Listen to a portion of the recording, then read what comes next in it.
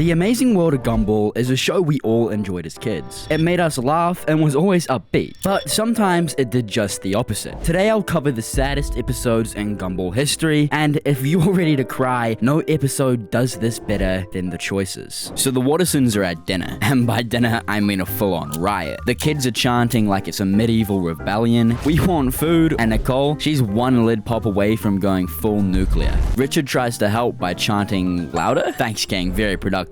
Anyway, dinner turns into a war zone. Richard has turned the potatoes into drywall, tenderized the meat and table, and somehow set the stove on fire just by existing. Gumball and Richard stop, drop, and roll like that's gonna help. Darwin sprays whipped cream on Nicole's face instead of the fire. Nicole's eyes start twitching, and in a rather strange moment, time freezes. Nicole starts narrating, saying things like, "How did it come to this?" And of course she blames Richard. And then we get a good old flashback. We are in Nicole's childhood. Her mum's giving her grief for her grades. We need to talk about your report card. But I got straight A's. Not here. Gender. Yeah, F because I'm female. Being a girl is not an excuse. So obviously that makes her a failure. They're stuck in traffic, and Nicole has like 5 minutes to make it to her tournament, or else her whole life will collapse. So she sprints straight through the park, does a front flip over babies, traumatizes Banana Bob, and literally creates a trail of fire. Nicole thinks, what if I listen to Banana Bob's dumb guitar song? And that future is a horror show. She marries him, lives in a banana cult, and eventually turns into him. Like mouth, eyes, and mustache, the full transformation. And me personally, no thanks. Then there's the Harold timeline. He negs her in the first 2 seconds and says her parents don't love her. Your parents don't love you. She marries him, he ruins her self-esteem, and she gets a lot of plastic surgery, and eventually she sets the house on fire and gets arrested. Honestly, that one is pretty iconic. Then she tries not stepping on a butterfly, immediately chokes on it, Mr. Small tries to cure her with hugs, and Nicole dies of a bacterial contamination. Thank you, Mr. Small, real helpful. Next, it's Sal's timeline. She takes a ride from a guy with one thumb and no helmet. Dies instantly. We don't even get a story here, it's just death. And now we're back to the Richard timeline. Richard is stuck in a log feeding squirrels. It's love at first stupidity. Nicole helps him, and instead of competing in a tournament, they hang out. He gives her half a nut, and I don't know, this could be symbolism or protein, it's just a bit odd. Then, of course, we get a cutesy little montage. Swings, cloud watching, Richard getting rejected by Nicole's parents, them moving in together, getting married without her parents, ramen dinners with a bit of train trauma, pregnancy, panic, Gumball being born, Darwin being adopted, Anais writing her own name on the baby bracelet like an evil genius. This whole montage is very evil and chaotic, but it's really what this show's all about. And of course, we are also treated to a scene that's a bit out of character for this show. Nicole asks Richard what he would do if he was her. Richard, in a typical Richard fashion, says, "If I had done everything you've done, I'd sleep till I'm 40. And Nicole replies, "I mean, what should I do with my life?" And Richard's response really hits home. He tells her she should maybe start living it. And now we're back to reality. Nicole comes back from her multiversal mental breakdown and says, Actually, you know what? I wouldn't change a thing.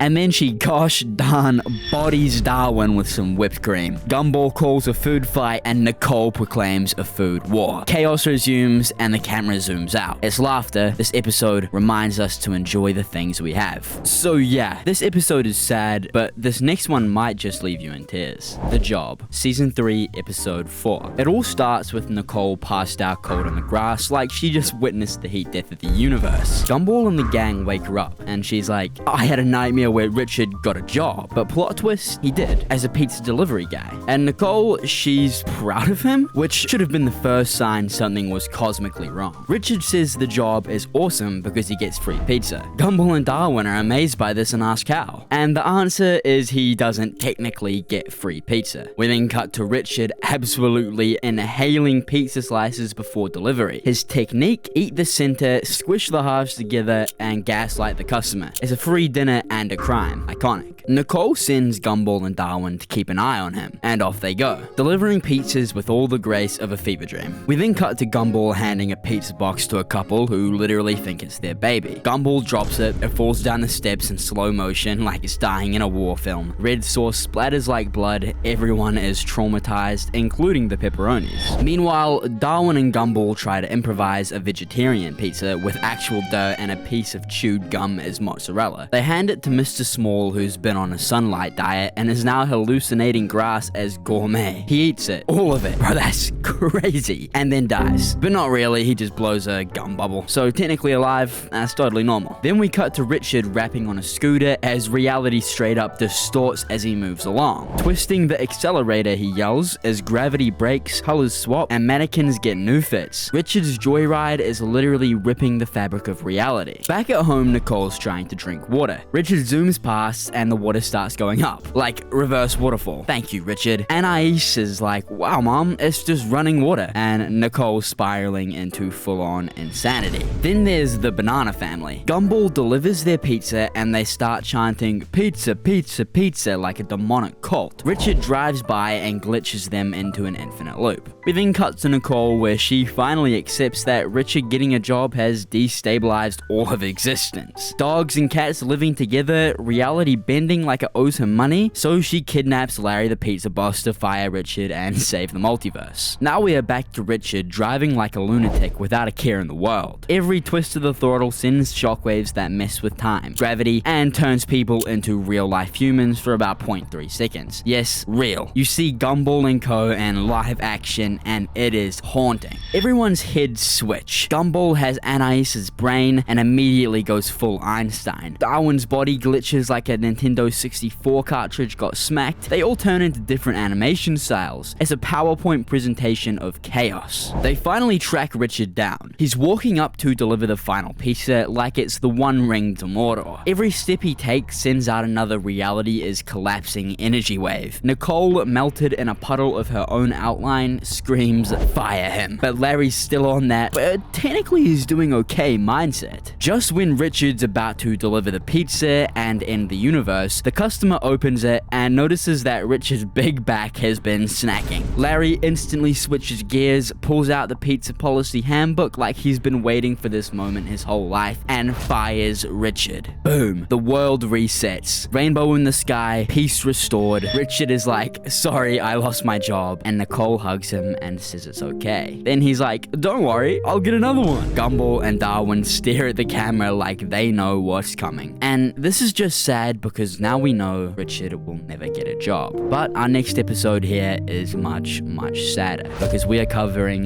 The Parents, Season 6, Episode 12. We open in Elmore Mall, where the Wattersons are engaging in Olympic-level grocery combat. Gumball, Darwin, and Anais ambush Nicole SWAT-style, trying to sneak junk food into the car. Nicole, who is apparently the strongest mum in fiction, hits a WWE move. She counters, disarms, and locks Richard in a fridge.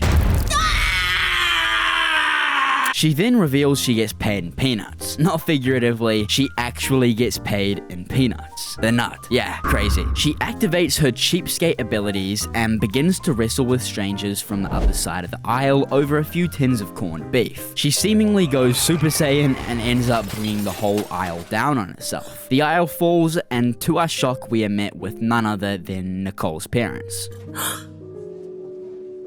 Dad? Mom? We then cut to the family in the car. Nicole's still reeling, and the kids are like, we invited them over for dinner. Nicole's like, why would you do that? And Gumball, the little capitalist, goes, because they owe us hundreds of Christmas presents. Truly a master of empathy. The parents arrive, and the energy in the room gets nuclear. Nicole's sitting at the table with them, staring holes through reality. Gumball tries to break the ice with a joke that bombs so hard it triggers an actual explosion of arguments. Wow, that's the second worst that joke ever went down. Nicole and her parents go off. They start digging up everything. Nicole's parents have insane expectations for her. Congratulations to both of you. It's CEO? They pushed her to her limits and emotionally ruined her from a young age. They had her doing so much at such a young age that it was just so mentally straining. She says, "What kind of childhood was that? I was only 8 years old." And her father replies, "Well, at that age, I was already 10. Mental. Then, quite a few things are revealed. Nicole's legal first name is Doctor. Bro, that's crazy. She was also forced into a billion clubs at once. Literally every single one. Furthermore, her parents even tried to replace Richard with a neurosurgeon on their honeymoon. And now we get some flashbacks that are just pure insanity. Teenage Nicole's doing drama class, stealing her parents' car, and ending up driving it into court. Literally. And apparently her parents missed her wedding because they thought RSVP was a town in Moldova. And they went there instead. You cannot make this up. And just for a little more icing on the cake, they sent her divorce papers for their anniversary. Is that why you sent Richard and I divorce papers for our first anniversary? No, that was because you sent me retirement home leaflets for my 50th birthday. With glitter! By the end of this, the family is in ruins. Gumball, our tiny chaos gremlin, starts singing.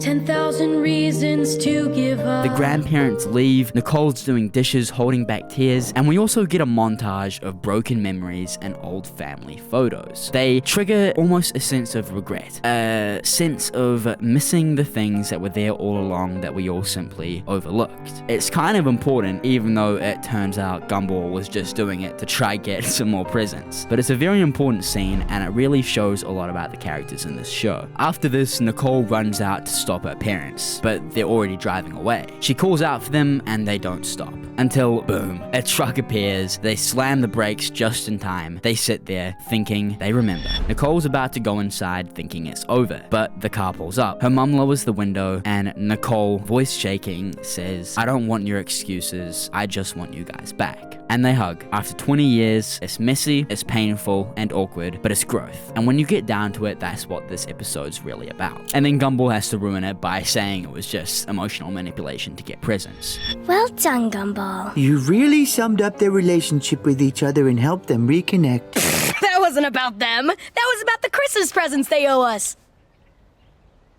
Now this episode really hits home, but this last one is seriously tragic. The Origin, Season 4, Episodes 20 and 21. In this episode, we get Darwin's backstory, and it isn't just sad, it's devastatingly beautiful. It all starts with a flush. A single mistake, Richard accidentally flushing Darwin down the toilet. And just like that, the Wattersons lose the most precious member of their family. Gumball is shattered. He clutches Darwin's bowl like it's a lifeline. And when Nicole gently tries to take it away, he refuses. He'll need this when he comes back, Darwin says. And in that moment, Gumball isn't just hopeful. He believes. Not with logic, not with facts, but with heart. And meanwhile, Darwin is now floating somewhere in a toilet-based sea system. He's panicking, alone, confused, and terrified. The ocean is vast, but Darwin, he's got one thing on his side. Love. He meets a group of catfish, and after explaining how he got there, magic van, adopted by a cat and a rabbit, flushed down a toilet, they all burst out laughing. And honestly, that's fair. But when he says he's going back to Elmore, they stop laughing. Fish can't survive on land, they say. Darwin's response: I have no other choice. Love always finds a way. And that's when the episode really starts to break you. He launches himself out of the water and against all odds starts trying to crawl his way back to Gumball. He's flopping through the deserts, he's eating garbage, and at one point he bites into what he thinks is a worm but is actually a possum's tail. This here is peak Gumball absurdity, but the pain underneath it is very real. Darwin's exhausted, he collapses and it looks like he won't make it. And meanwhile, Gumball still believes. I know he's trying to get back. I can feel it here. And he points to his heart. And that belief, it literally brings Darwin back to life. His heart starts beating. He gasps for air and then he grows lungs, then legs, like some kind of emotional Pokemon evolution. But this isn't just weird cartoon science. It's a metaphor. Darwin is changing, growing, and becoming something more because of love. When he finally makes it to Elmore, no one believes him. They think he's a stray. He's chased off, insulted, and tranquilized. Even Gumball gives up hope for a second. We see it as his heart turns cold, breaks, literally explodes on screen, and Darwin feels it. The connection severed. Darwin almost gives up until a literal key appears next to his cage. The universe itself seems to say, hey, don't you dare. He escapes, he runs, and just when Gumball's about to replace him with a new Darwin, their hearts beat in sync one last time. They feel each other. That final scene, Gumball rushes out of the pet store, his heart guiding him. Darwin's legs wobbling, eyes wide, sprints across the parking lot. They lock eyes, they scream out each other's names. They run in slow motion. The sun is setting, the music swells, and then they hug.